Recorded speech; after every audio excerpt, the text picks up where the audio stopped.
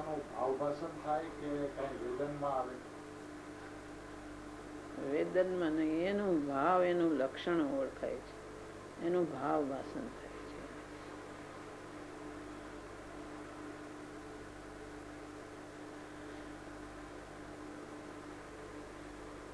જેમાં જાણનાર, જે જડ કઈ જાણતું નથી એમ જે જાણનારો છે તે હું છું એવું એનું ભાવનું એને ભાષણ થાય, એનું વેદન થાય છે એમ નથી. પણ એ હજી સહજ રૂપે નથી, પ્રયત્ન કરે છે એ જાતનું. સહજ રૂપે દશા તો એ નાયકને ઓળખે ત્યારે થાય, એમાં તો પ્રયત્ન રૂપ હોય છે. પણ એ પ્રયત્ન કર્યા વગર કાંઈ થતું નથી. પ્રયત્ન કરે તો સહજમાં જાય છે, એમને એમ સહજ આવતું નથી. એવું અનાદિથી જે અંતર્મૃતમાં કોઈને થાય જુદી વાત છે, બાકી પ્રયત્ન કરે તો અહીંયા આગળ જાય છે કે જે સહજ સ્વરૂપ છે તે હું છું એમ એને જ્ઞાનમાં લે છે, પણ તે રૂપે ગ્રહણ કરવા માટે પ્રયત્ન કરે છે.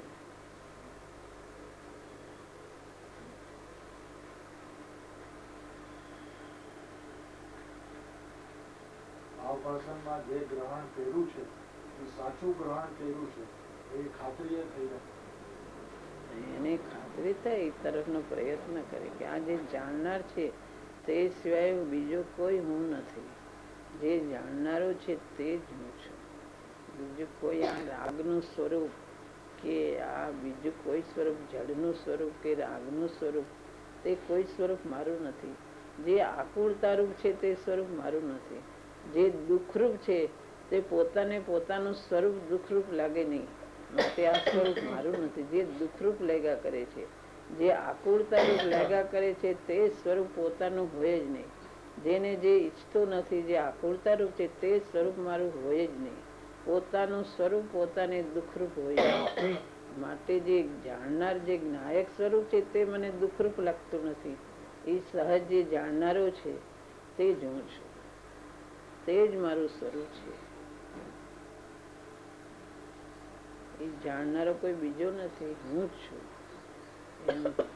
એમ ગ્રહણ કરી શકે છે. અને એવો નિશ્ચય એને આવી શકે છે કે જાણનારો તે હું છું. અને એ જાણનારમાં જ બધું ભરેલું છે. જાણનારનું સ્વરૂપ તે જ મને સુખરૂપ છે, બીજું કોઈ સુખરૂપ નથી.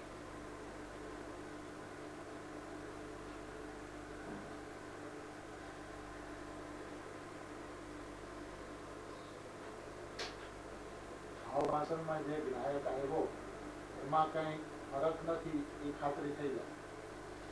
આ સાચું સ્વરૂપ, આ નાયકનું સ્વરૂપ તે જ મારું સ્વરૂપ છે, એમાં કઈ ફરક નથી. આમ નિર્ણય એને આવે છે.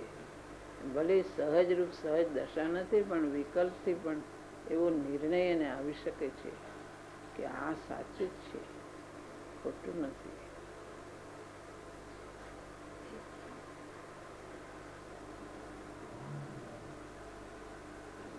જ્ઞાનીને જેમ સવિકલ્પ દશામાં નાયક તરવરતો હોય છે, એવી રીતે અજ્ઞાનીને આવી દશામાં નાયક તરવરતો છે. નાયક જે જ્ઞાનીને તરવરતો હોય છે એવો એને તરવરતો નથી.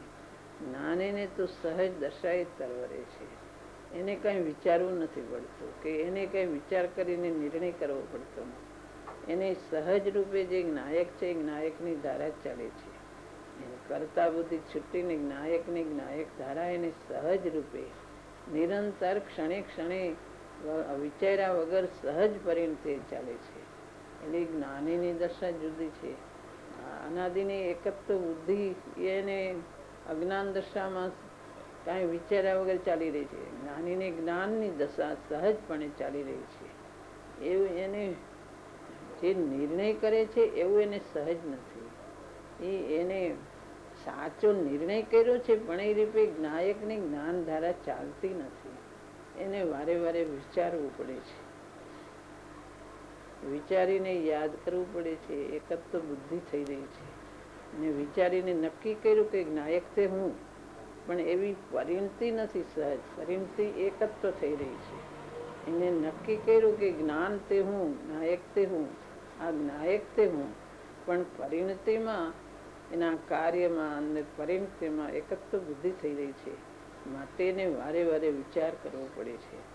નાની જેવી સહજ દશા એની નથી. એની નક્કી નિર્ણયમાં કરે તાર્યુગ નાયક એમ એને જ્યારે નિર્ણય કરે ત્યારે એમ લાગે પણ વળી એકત્વ બુદ્ધિની પરિણતિમાં પાછું એને વારે વારે એને વિચારવું પડે છે. પ્રયત્ન જેને ચાલતો હોય ને એવી રીતે એકત્વ બુદ્ધિ થઈ રહી છે. એટલે સહજ દશા નથી પણ નિર્ણય સાચો કરી શકે છે. જિજ્ઞાસાની ભૂમિકામાં સાચો આત્માર્થી હોય તે સાચો નિર્ણય કરી શકે છે. જો સાચો નિર્ણય ન કરી શકે તો એને કંઈ એકદમ પ્રયત્ન વગર કંઈ જ્ઞાન દશા સહજ આવતી નથી. એ તો જેની જિજ્ઞાસા હોય, આત્માનું પ્રયોજન હોય, એને જે પ્રયત્ન કરે એને જ જ્ઞાન દશા સહજપણે આવે છે અને પેલા નિર્ણય કરી શકે છે.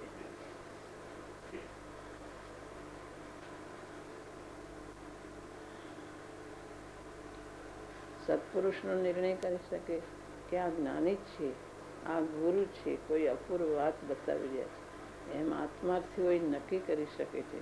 એમ આત્માને પણ જે આત્માર્થી હોય નક્કી કરી શકે કે આત્મા જે નાયક છે, જે સ્વરૂપ મને પોતાને સુખરૂપને સહજ જાણી રહ્યો છે તે જ આત્મા છે.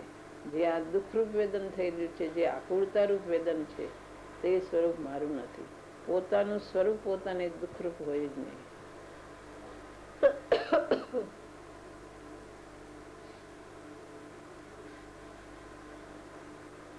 પણ એ દુઃખને પકડી શકે તો એને અશુભમાં દુઃખ લાગે, શુભમાં પાછી એને સુખ લાગી જાય. પણ દુઃખને પકડે કે દુઃખ ક્યાં છે, એને વિભાવ શું છે, એને ગ્રહણ કરે તો એ જ્ઞાયકને ગ્રહણ કરે કે આ જ્ઞાયક સાચું છે, આ જ્ઞાયક તે હું છું, આ એ સિવાયનું બીજું બધું મારું સ્વરૂપ નથી. જ્ઞાયકને ઓળખે તો વિભાવને ઓળખે છે, વિભાવને ઓળખે તો જ્ઞાયકને ઓળખે છે.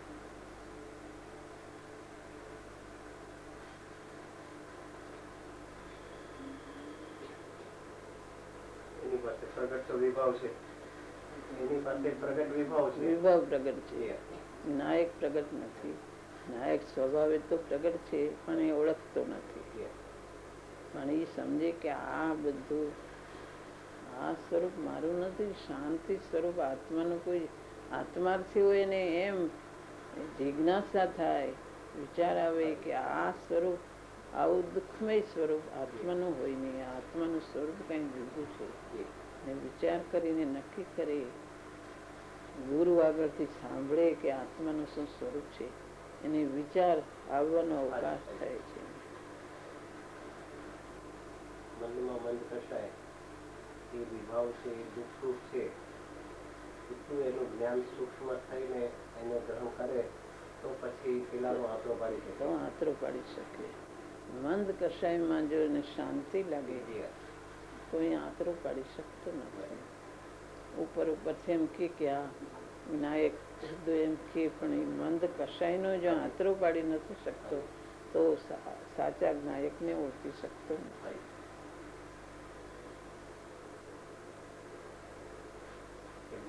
આત્માથી પણ ત્યારે ખરેખર સાચું પ્રગટ કહેવાય કે જયારે આત્મા આંતરો એના જ્ઞાનમાં પડે કે મનમાં મન કશાય પણ આકુરતા રૂપે એને વેદન એટલે કે એને કશો વેદન એને ખ્યાલમાં આ પણ આકુરતા છે એ જ્ઞાનમાં ગ્રહણ થવું જોઈએ. એ આત્માર્થી હોય એને ગ્રહણ થયા વગર રહેતું નથી.